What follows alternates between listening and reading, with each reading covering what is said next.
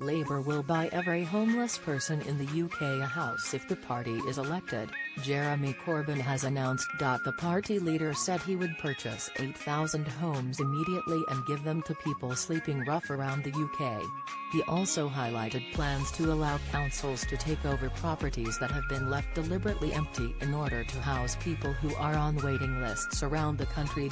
Rough sleeping in England has reached new highs. Official figures out last week showed there are now around 5,000 people living on the streets around the country, a 15% rise on the same period in 2016. Labour also announced plans to hand over vacant housing association properties to homeless people, rather than to people on waiting lists. Speaking on the BBC's Andrew Marr show, Mr Corbyn said we would immediately purchase 8,000 properties across the country to give immediate housing to those people that are currently homeless.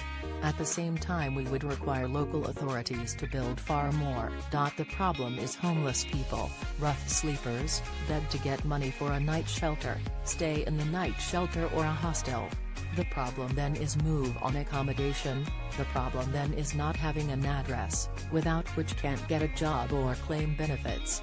Mr Corbyn added that new homes built by developers and deliberately kept vacant would be handed over to councils to help ease pressure for housing. He said we would give local authorities the power to take over deliberately kept vacant properties. There is something grossly insulting about the idea you would build a luxury block, deliberately keep it empty knowing that with property price inflation the investor is going to make 10% or 12% a year. Maybe a bit less, but they are going to make a fair